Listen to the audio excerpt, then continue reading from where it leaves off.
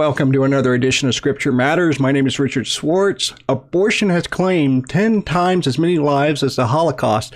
Lots to talk about tonight, so let's get right to it.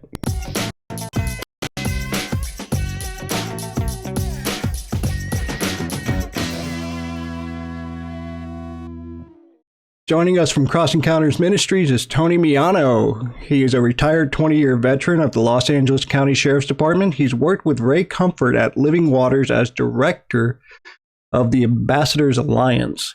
He's authored several books. Most recent is Cross Encounters, a decade of gospel and conversations. Right here, got my copy, and it's published by Solid Ground Christian Books. And so welcome to the show, Tony. Hey, Richard, how are you this evening? Oh, I'm great. I've really been looking forward to doing this show for quite a while. So, well, let's hope you're feeling the same way when we're done. I think I will be.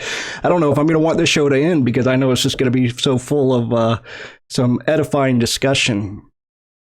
So tell us about Cross Encounters Ministries. Cross Encounters Ministries is a ministry that I started about 4.5 years ago now, almost 5 years. Actually, it has been 5 years.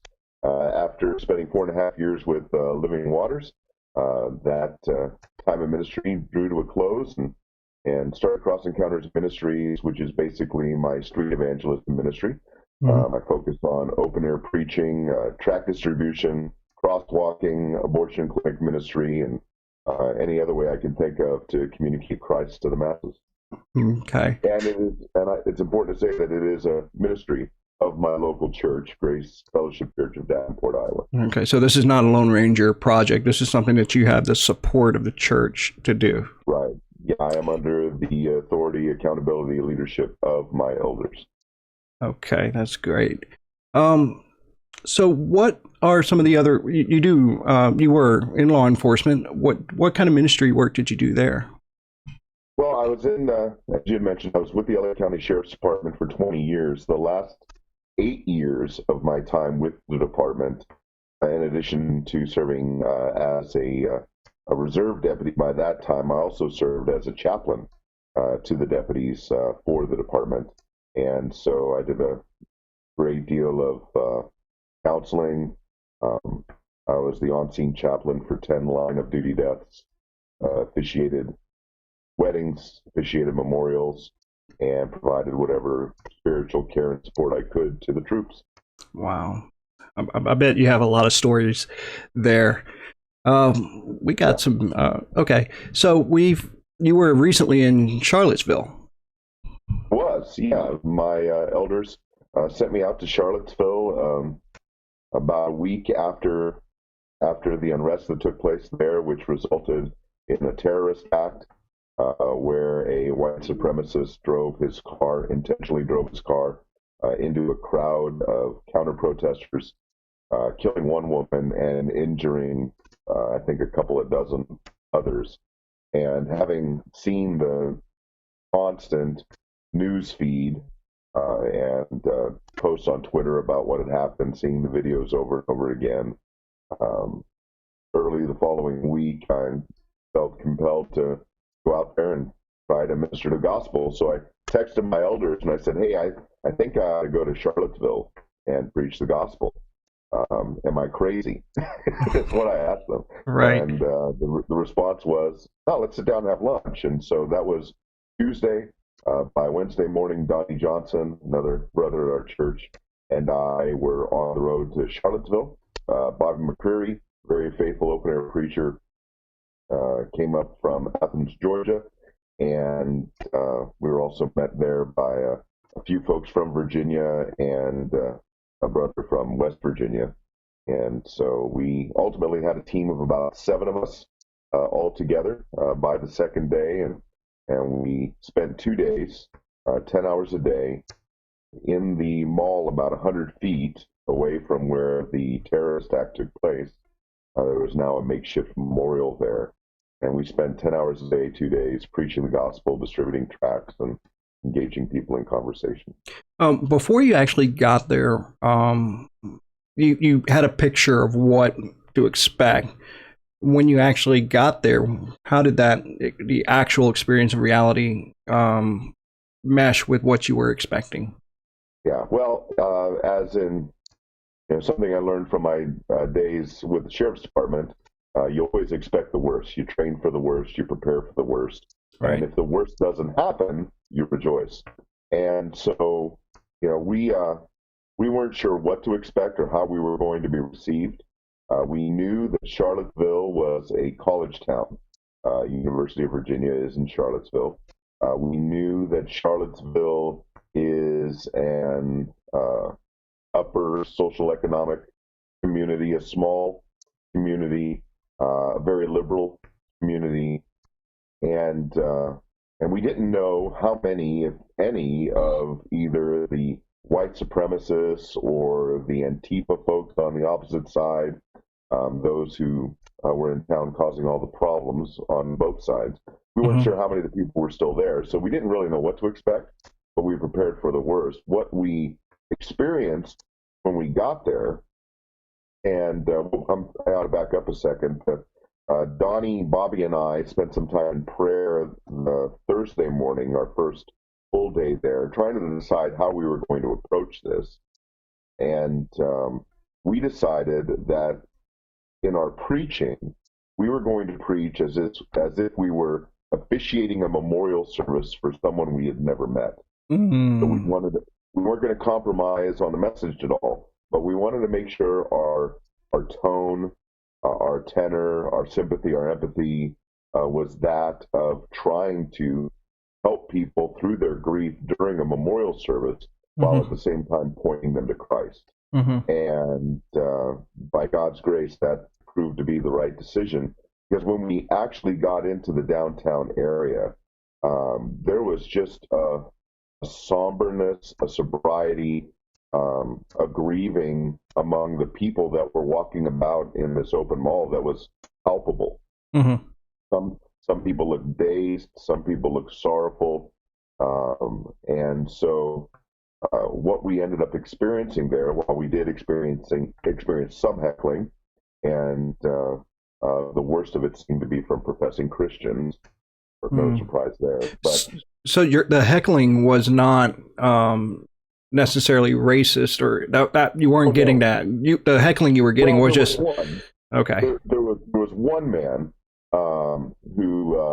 who was very racist toward my brother Donnie Johnson, who is Black American, and while at the same time claiming to be against the white supremacists, he was acting like one towards Donnie. But one of the things we had learned is that the vast majority of the problem people on both sides of that fight that day were out of towners. They weren't from Charlottesville, and so as soon as the rioting and the fighting ended, all those people scattered and got out of town, especially now that someone was killed and people were run over. Right.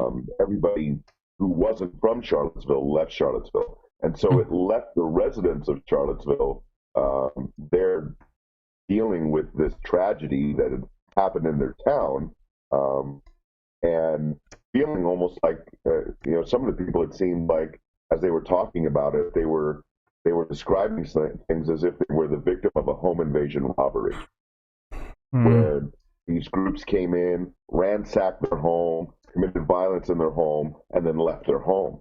And so the people that we preached to, the people we spend time with, were residents who were not involved necessarily with the unrest that took place there. And Richard, Bobby would attest to this.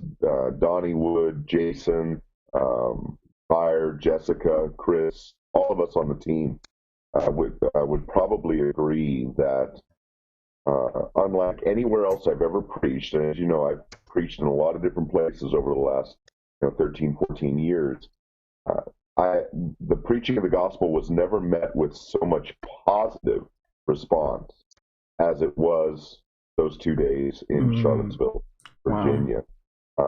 And I mean, there were people, both believers and unbelievers, coming up and saying, thank you for being there.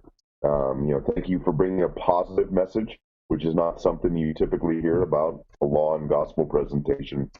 And probably most memorable of those encounters was when Heather Heyer, the young woman who was murdered there on the street by the terrorist with a car, her father was there when we first got there to preach. And after I finished preaching, he came up to me and thanked us for being there proclaiming the gospel. So it went very, very well. It went so well, Richard, that I'm sure I'm going to be asking my elders to send me on other trips like that in the aftermath of events like that. Well, it seems that when there's a tragedy like that, people are vulnerable and they are looking for answers, and that's the place where you want to inject the gospel.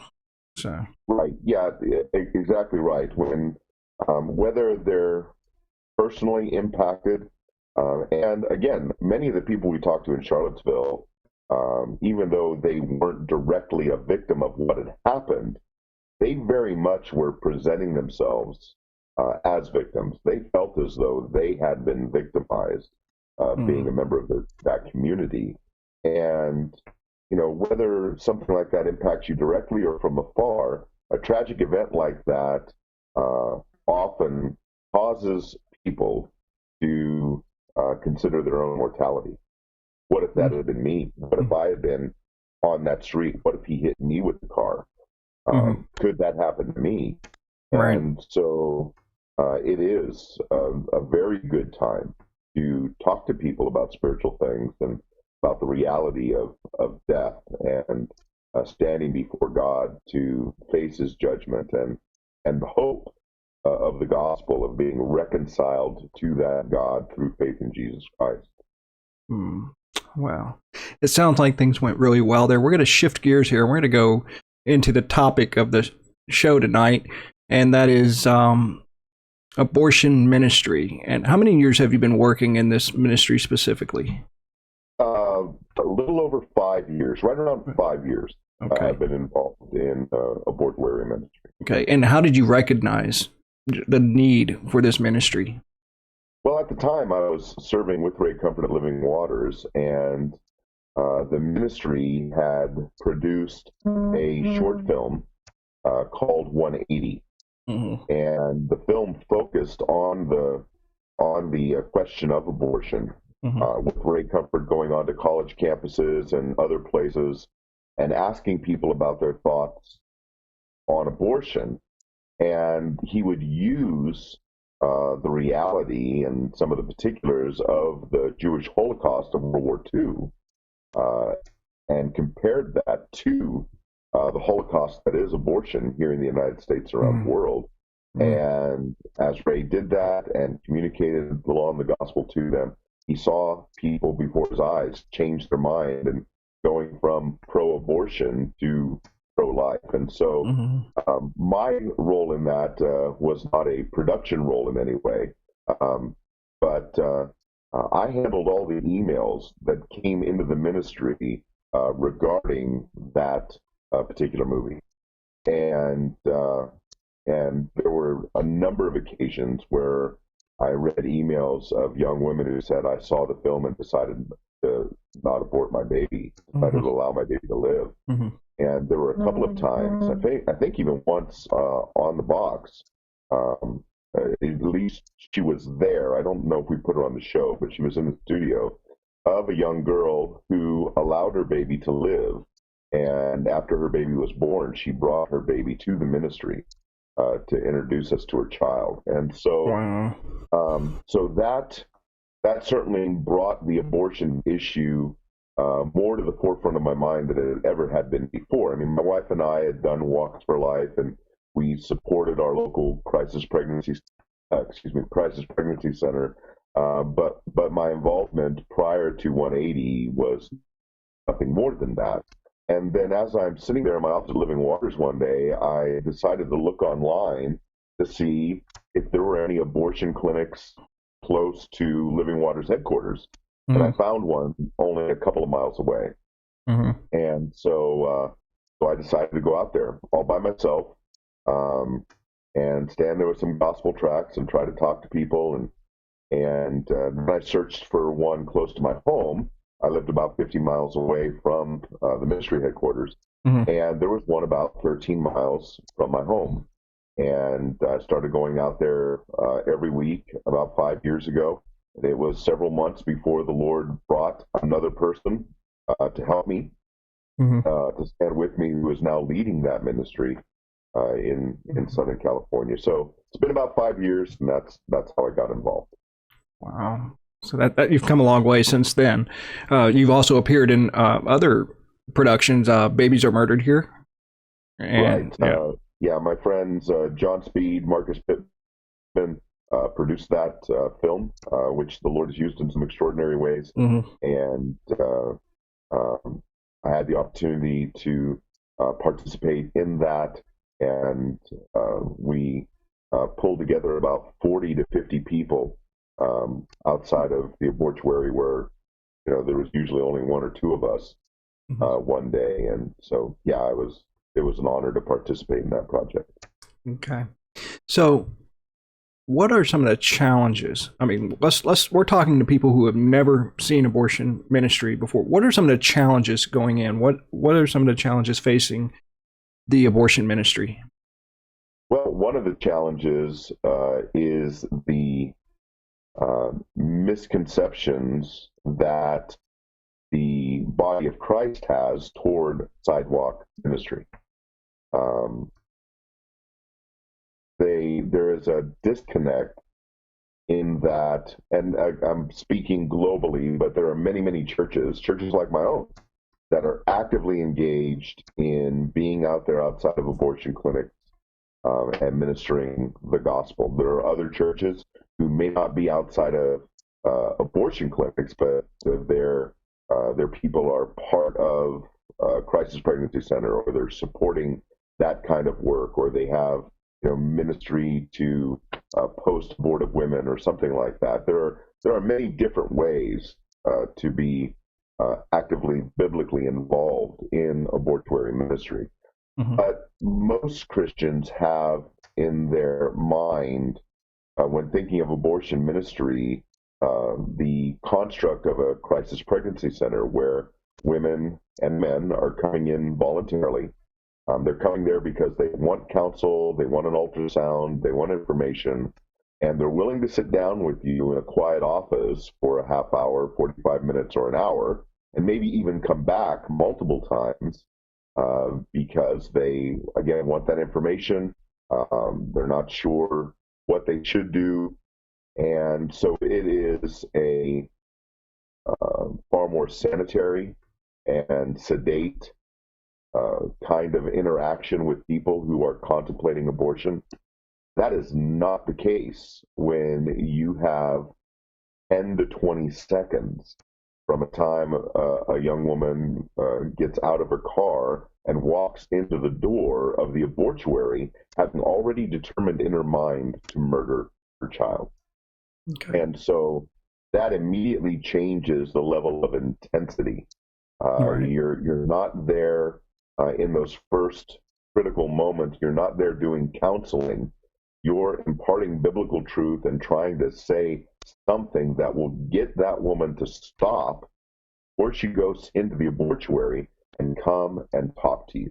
So we can't walk up to them and put our arms around them or extend a hand to them, because we have to stay on public property.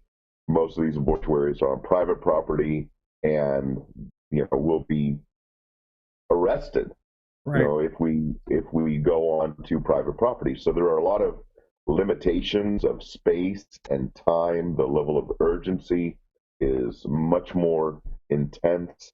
And again, the women coming to an abortuary, they've already made up their mind as to what they're going to do. They're there for one reason, and that is to kill their child. So one of the challenges is bringing the larger body of Christ to an understanding that sidewalk abortion ministry is much different than a crisis pregnancy center situation.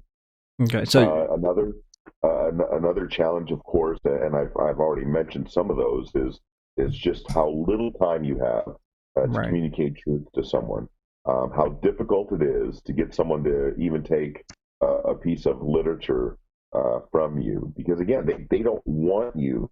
Most of them don't necessarily want you to change their mind. They've already made up their mind. Right. And yeah, so, I mean, I can go on and on about that, but those Right. are a couple of the challenges. So just the intensity. You are like that firefighter that's shouting for that last ditch effort to save and rescue someone.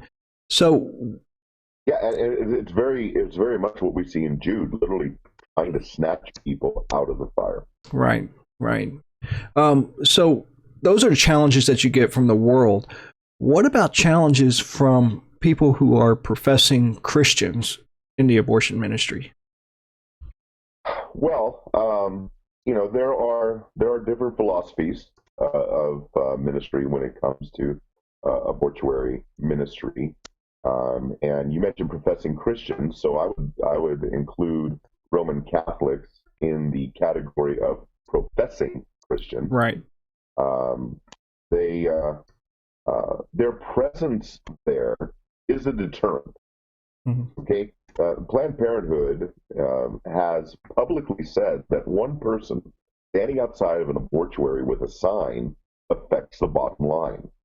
So simply being there without saying a word, just holding a sign, does have an impact. In fact, I have been to Planned Parenthoods in different parts of the country where when we arrived, they put signs up in the window saying, "Thank you for being here. Someone is going to donate $37 because you're here." They have people that they will call who have agreed to make donations, a certain amount per, as they would call us, protesters outside of the abortuary. So simply being present is to a certain extent a deterrent. But praying the rosary and sprinkling what some think is holy water on the sidewalk and driveway is not going to stop anyone from doing anything, because, well, for many reasons. One, there is no benefit, there is no effect on a human heart and mind by praying to Mary and sprinkling water on the sidewalk. Right. And so the primary philosophy of most Roman Catholics is to simply be there and pray the prayers of their religion. There are others, other professing Christians, whose ministry is genuinely a ministry of prayer, Mm-hmm. and we certainly, I certainly welcome that. I encourage people to go and pray. If you're not one to call out to people, or if you're uncomfortable holding a sign, you could certainly pray. You could certainly intercede for those who are doing the work. You could certainly pray on behalf of the men and women who are bent on murdering their children. And a genuine believer's prayer is effectual. God hears, God listens, God responds. And so prayer is very, very important. But there are some who go out there to pray who think that that's all you should do.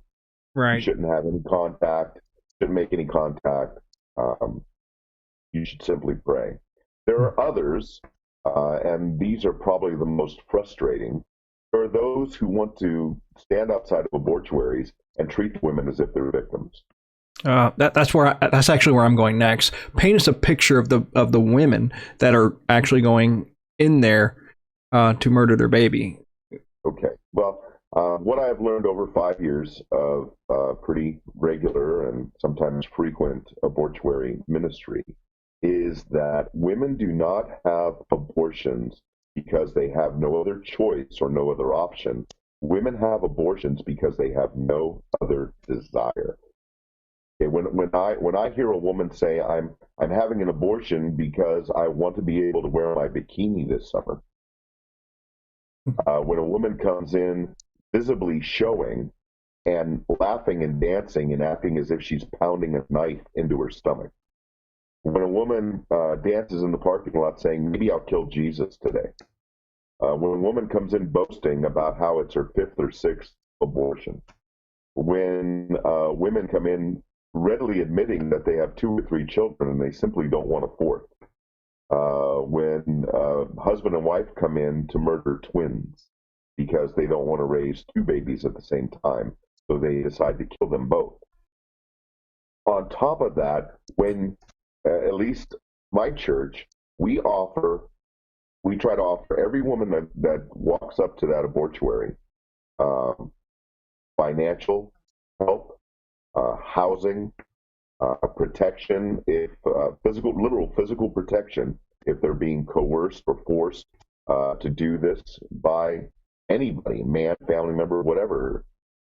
We offer them room and board, and we offer not only to help them find a family to adopt their baby, we offer to adopt their baby.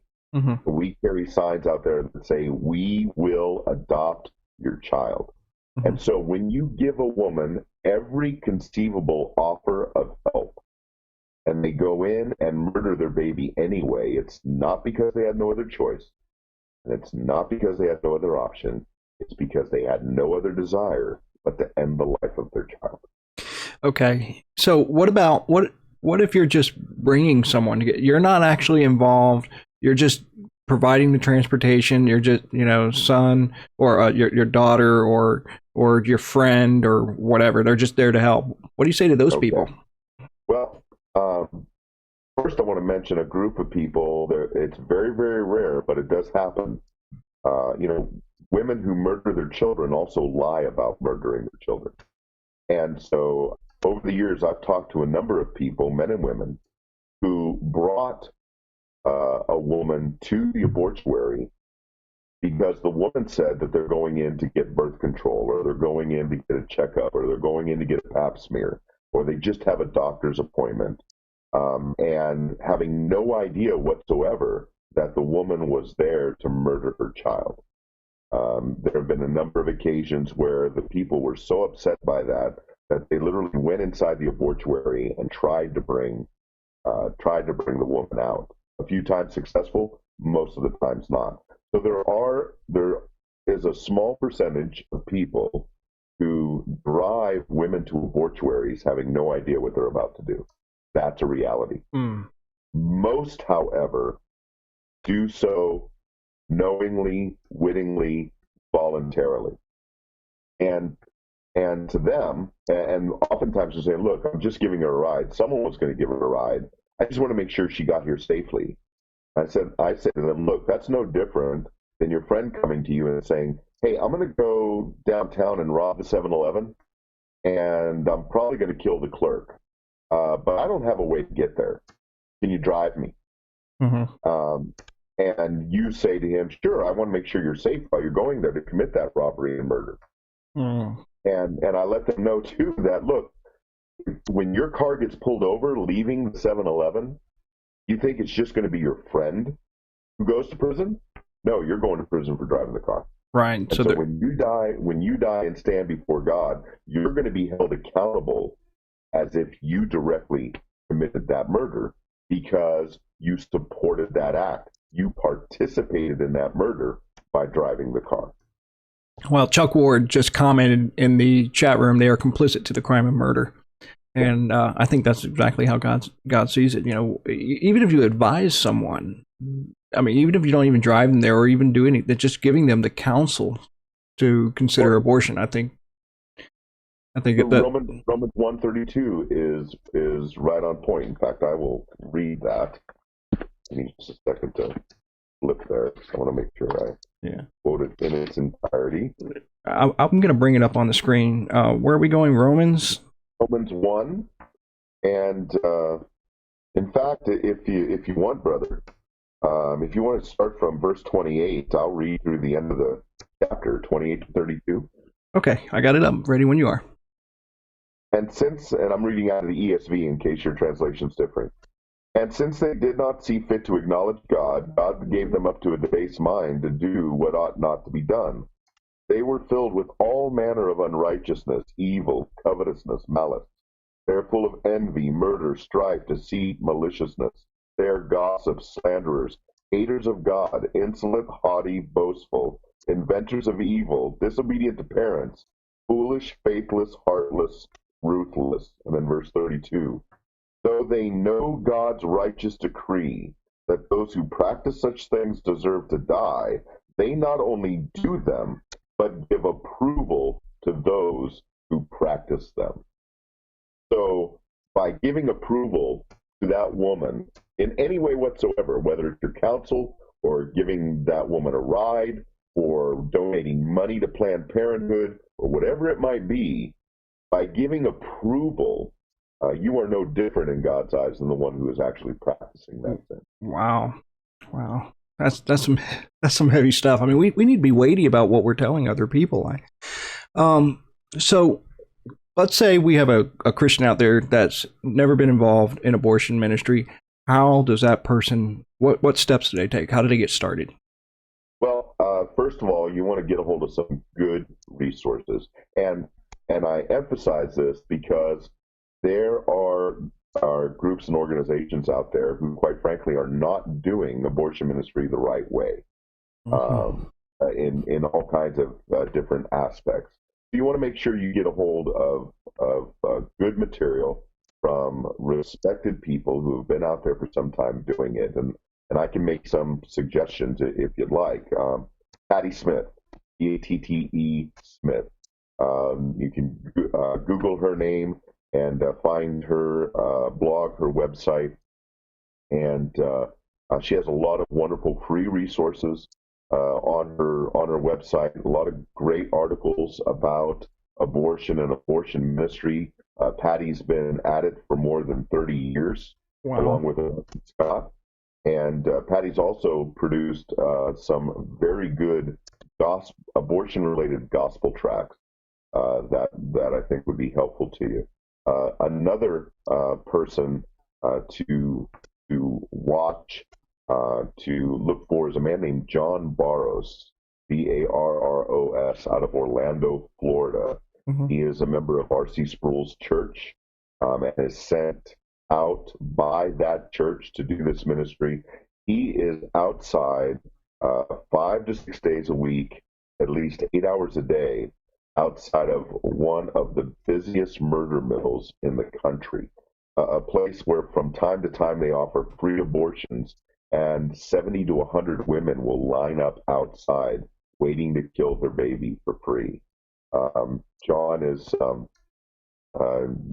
very, very faithful brother in the Lord.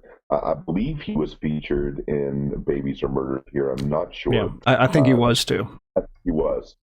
Another organization is Apologia Church, Apologia Ministries. Pastor Jeff Durbin, Durbin, out of the Phoenix, Tempe, Arizona area. I have personally been out with them to the Planned Parenthood in their area and been involved in the work with them. They do some extraordinary ministry, very, very biblical, applying presuppositional apologetics and biblical evangelism in what they're doing. They've seen a number of babies saved, and a very well-respected, well-regarded, very experienced, very biblical abortion ministry. So you want to look for resources and groups like that who are experienced, who have been doing it right for a while, and who are producing some good literature. So those are a few. The next thing you want to do is you want to get the support of your church. Now, when I say support, that can be many different things. That could be everything from saying, hey, you have our permission, our consent, and our prayer to go out there and do it, to the church actually starting that kind of ministry, to buying your gospel tracts, or bottles of water for you while you're out there. So support can look differently depending on what the church is.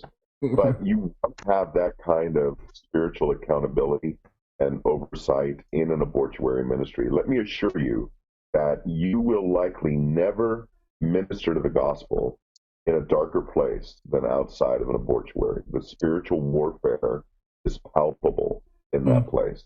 And the temptations and I've been very open about this in my own life. The temptations to sinful anger are great and terrible in a place like that, as you're watching woman after woman with malice aforethought and depraved indifference and premeditation, walking in, smiling and joking and cursing at you about ending the life of her baby. And every woman that goes in there knows that they're killing a child. And they're not going in there to kill a parasite. They're not going in there to kill a blob of tissues. They know they're going in there to end their baby's life. And that is a very burdensome, tiring, exhausting, emotional, spiritually, physically, emotional ministry. And you need someone who, or you need your church who are going to be willing to bandage your wounds when you come off the field. And so you want to have that.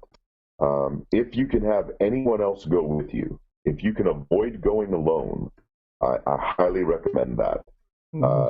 There's a reason why Jesus sent his disciples out in pairs and in small groups. And certainly the spiritual elements to that are obvious. You want to have the spiritual accountability of a brother or sister being out there with you. But you also want to have another person there to simply watch your back.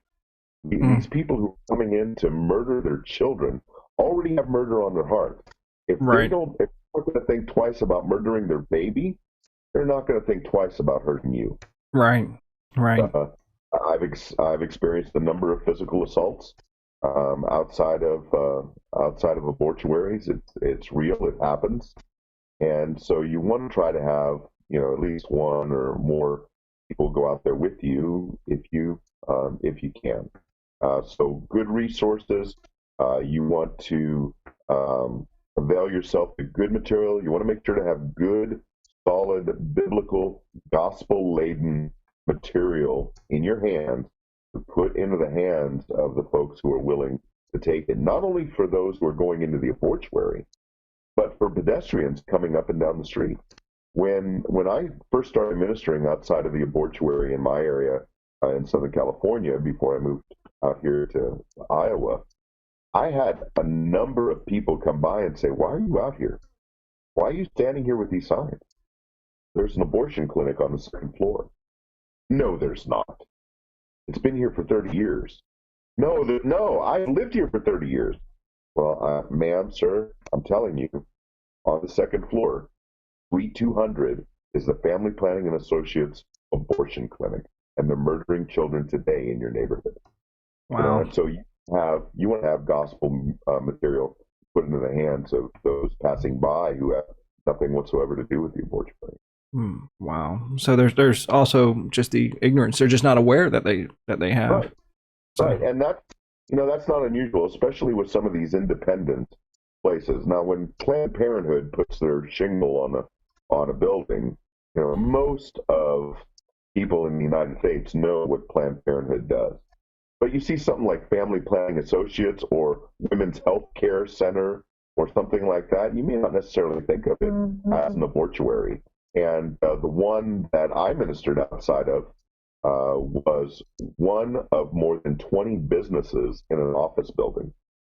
And so, and it was a nondescript building, and there was nothing on the outside of the building that indicated that there was any kind of medical facility of any kind inside of that building. So it didn't surprise me that there were people who had lived in the neighborhood for decades who didn't know that hundreds and thousands of children had been murdered in their neighborhood. So one of the things Christians can do is they can really start investigating their local area, checking the yellow pages, I guess, Google searches in their neighborhood, trying to find these places. Yeah, just type your city, the name of your city, and abortion into Google, and you might be surprised how many might be in your area. Okay, so let's say a person does not have access to an abortion center. I mean, not everybody is called to stand outside and actually engage direct contact. What can people do if they can't get that far? Well, they could certainly be praying for and supporting those who are. So some of the ministries that I mentioned, it costs money to print tracts, it costs money to make signs. But even beyond the monetary, far more importantly, look, you can find out from someone like me. You can find out when my church is going to Planned Parenthood in Iowa City or the Emma Goldman Clinic. Emma Goldman Clinic, does that sound like an abortuary? No, but it is right across the street from a row of sorority and fraternity houses for the University of Iowa, or the Planned Parenthood in Bettendorf. We're going to 3 different abortuaries. You could find out when we're going. You could pray for us. That would be huge. Or you could do that for others in your state. Maybe you live 100 miles away or 200 miles away from the nearest abortuary, and it's just not practical for you to go. Look, most abortions happen during the day, and that's when most people work or go to school. Most people who would want to be involved, but for a Saturday's a big kill day around the country because those who kill their children also work and go to school. But say the abortuary in your area only kills on a Wednesday or a Friday, you might not be able to get there because you have to work. That doesn't make you a lesser Christian. There are organizations out there that would want to belittle you and make you feel as though you are not doing enough to end this Holocaust in the United States. That's ridiculous. Absolutely ridiculous. And as you rightly said, Richard, not everyone is going to go stand outside of an abortuary. Maybe they don't feel led to do that, or maybe they just don't have the opportunity because of time, distance, location, what have you. But you could still pray for those who are out there doing it. You could educate yourself on the abortion issue, and you could challenge your friends and your family members, saved and unsaved, about these issues online through social media. Instead of posting a recipe, post a video of what's going on outside of an abortuary in your state, and get people talking about the issue. Maybe there's a crisis pregnancy center in your area. I would certainly advise you to make sure that it is a gospel preaching crisis pregnancy center. Most crisis pregnancy centers are not gospel centered crisis pregnancy centers.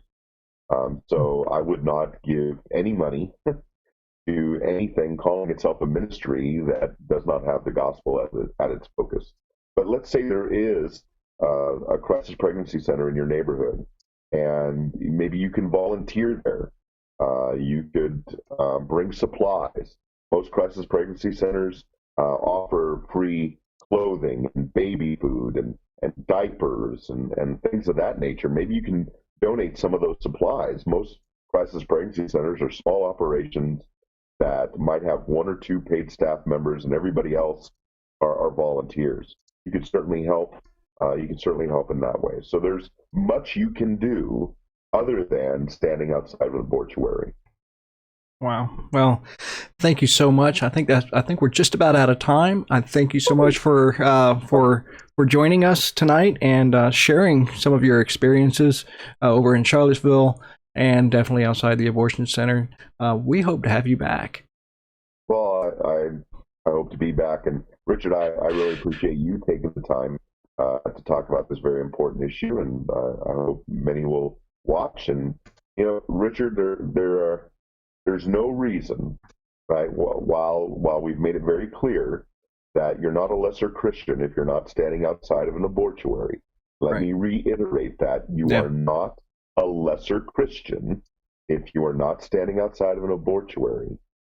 There really is no reason, though, with as many Christians as there are in the United States, that there can't be Christians outside of every abortuary in the United States. Absolutely. The entire time those places are open. So let's pray that would happen if the Lord doesn't wipe the country clean of this spiritual abortion beforehand. The patience of the Lord is definitely salvation, His grace and mercy, undeserved. All right. Well, thank you so much. All right. God bless you. Have a good night. You too. All right. Well, that's it. for the show tonight. Thank you so much for joining me. We're going to conclude the show with just a very simple verse here. Let's see here. There we go. It's scripture moments. You shall not murder. Exodus 20, verse 13. It says, simply, you shall not murder. I think that closes the issue. That closes the case. I don't think anything else really needs to be added to that. It's that simple. But yet we sometimes distort it and try to complicate things more than that. So I think that's the show for tonight. Thank you so much for joining me. And as always, Soli Deo Gloria.